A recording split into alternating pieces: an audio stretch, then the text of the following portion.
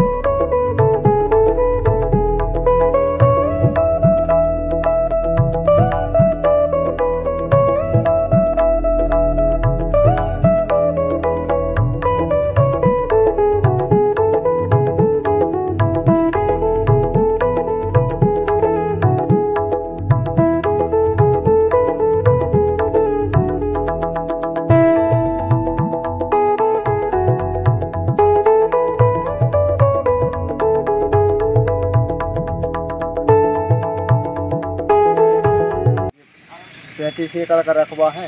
इसमें बाउंड्री रहता, पूरा बाउंड्री है। उसके साथ इसमें मतलब कुछ अमरूद के पेड़ हैं 1200-1100 के लगभग, और अमरूद है, आम है, कुछ अभी नए रोपा हुआ है 250 पौधे का।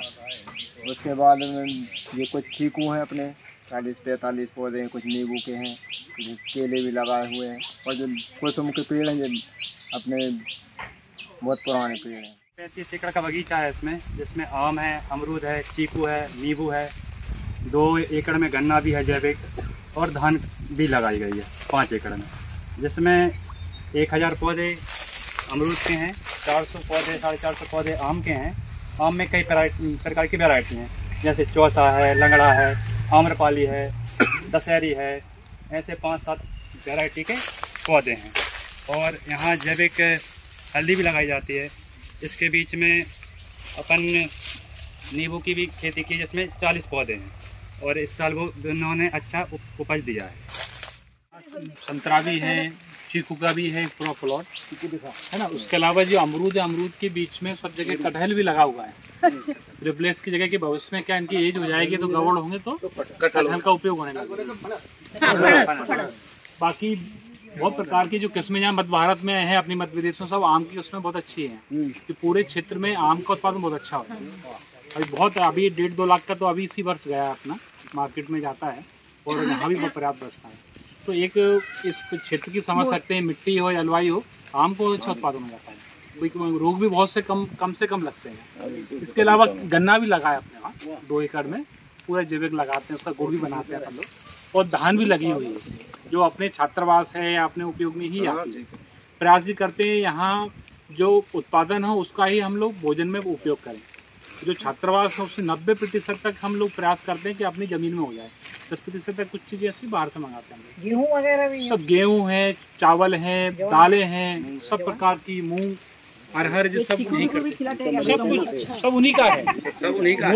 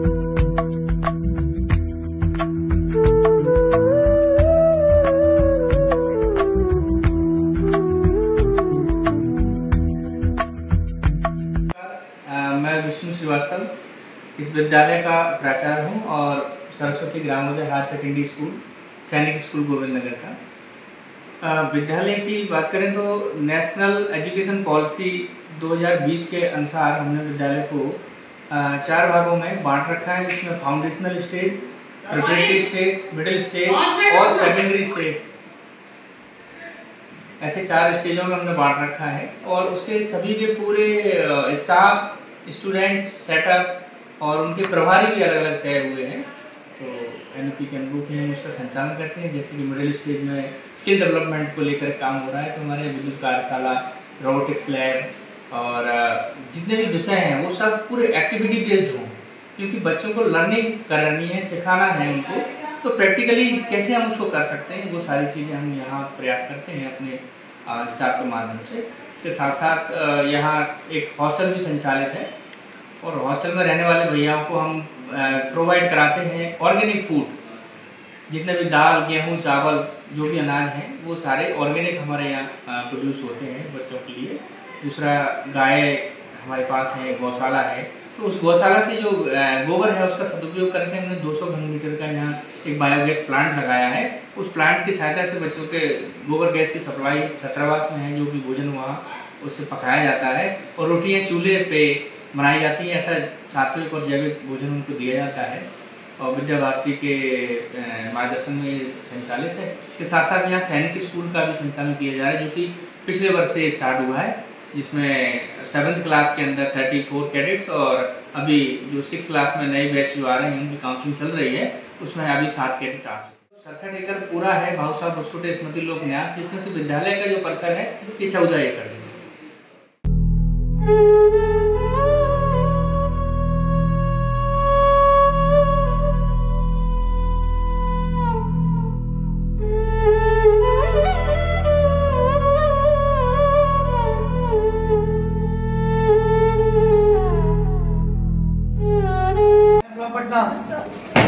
Jai Shriman, I am from Bihar. Jai Shriman, I am from Bhopal. Jai Shriman, I am from Hind. Bread सावधान, bread दाहिने मुड़ेगा दाहिने मुड़, bread पीछे मुड़ेगा पीछे मुड़, bread दाहिने मुड़ेगा दाहिने मुड़, bread वाशरा। Jai Shriman, my name is Ramesh Chabe. I am from